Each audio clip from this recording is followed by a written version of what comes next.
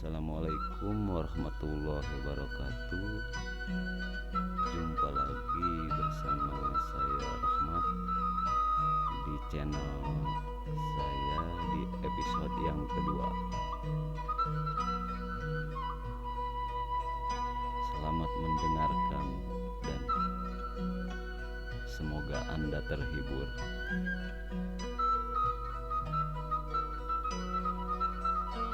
Di tahun 2007,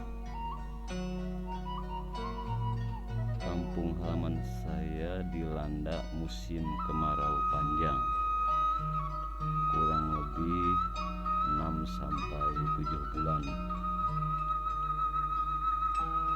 bahkan sampai tumbuh-tumbuhan pun pada kering, tanah pada retak,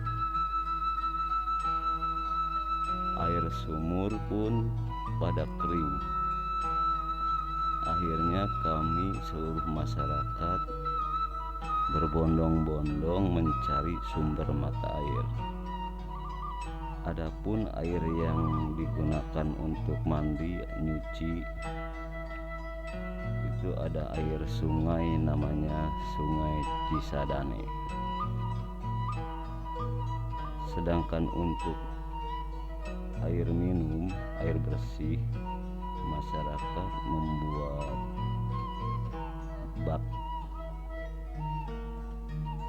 kobak di pinggir Sungai Cisadane tersebut, karena di sungai tersebut banyak mata air dari akar-akar bambu yang menetes. Waktu demi waktu kemarau masih berlalu. Ketika itu masyarakat berbondong-bondong mengambil air, dari mulai anak-anak, remaja, dewasa, dan orang tua, dari pagi sampai sore, bahkan ada yang sampai malam hari. Nah, pas di pertengahan musim kemarau, ada salah satu anak gadis yang membuat suasana aneh. Gadis itu bernama Narti. Dia jadi betah bermain di sungai itu walaupun sendirian. Masyarakat juga heran melihat si Narti kok jadi betah main di pinggir sungai. Kenapa? Ada apa? Setelah 2 bulan kemudian, si Narti, anak gadis itu, dijodohkan sama orang tuanya, dan si Narti pun setuju dan cocok sama calon pasangannya. Waktu demi waktu, akhirnya tibalah pernikahan si Narti. Akad nikahnya kalau tidak salah itu hari Minggu.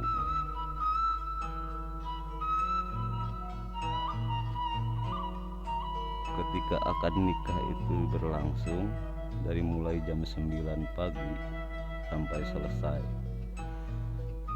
tiba-tiba mempelai pengantin wanita yang bernama Narti itu pingsan kurang lebih 5-8 menit, terus diobati sama ibunya.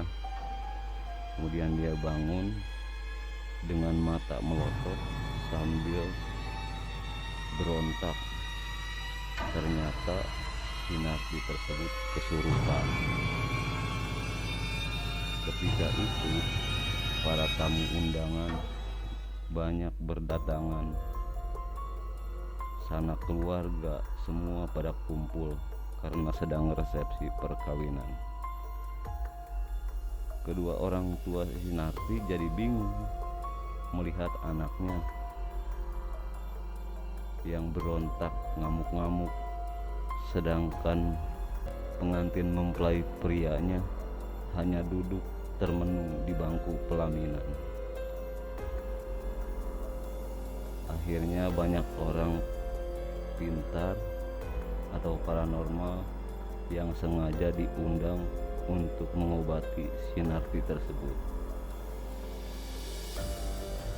Sambil ngamuk-ngamuk, si Narti itu berkata, anak ini tidak boleh nikah sama orang lain karena anak ini sudah jadi anak buah saya. Itu kata jin yang merasuki si Narti kayaknya. Ada beberapa paranormal yang mengobati pun tidak sanggup mengeluarkan jin dalam tubuh si Sunarti. Akhirnya semua orang yang ada di tempat itu pada takut dan bingung harus bagaimana. Sedangkan waktu terus berjalan. Ketika itu sudah jam 4 sore, si Narti belum juga sadar. Tamu undangan pun banyak yang pulang lagi karena takut. Kurang lebih jam 5 sore, ada seorang anak muda yang baru pulang dari pondok pesantren. Nah, disitulah si Narti yang tadinya galak ngamuk-ngamuk melihat si pemuda santri itu lagi lewat. Dia mendadak lemas sambil berkata, aku hanya takut sama anak muda itu. Setelah itu dipanggillah si anak santri tersebut sama bapaknya si Sunarti.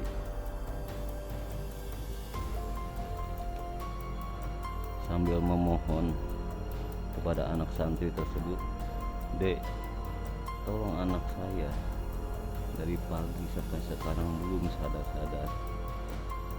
Pas melihat anak santri lewat, si Sunarti itu merasa takut. Saya takut sama orang yang lewat itu. Makanya bapaknya Sunarti itu minta tolong sama anak santri tersebut.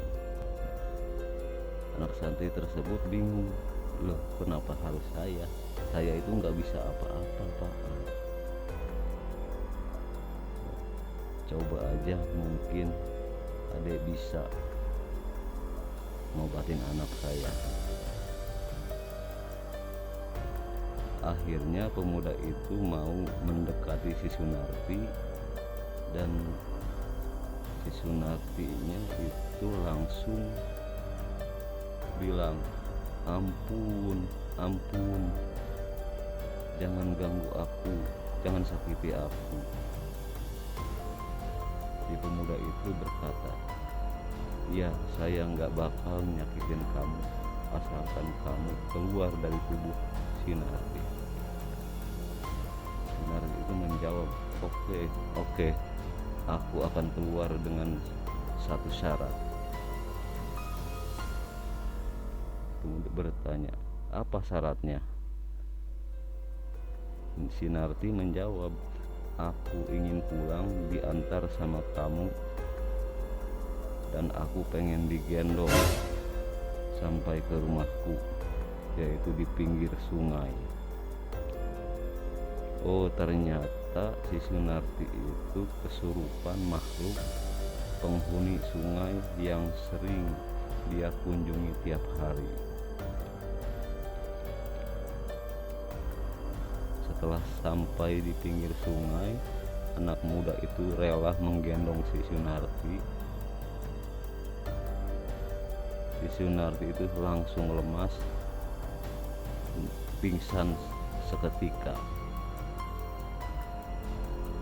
Setelah itu dibawalah pulang lagi si Sunarti itu ke rumahnya, dan tiba-tiba dia bangun tersadar.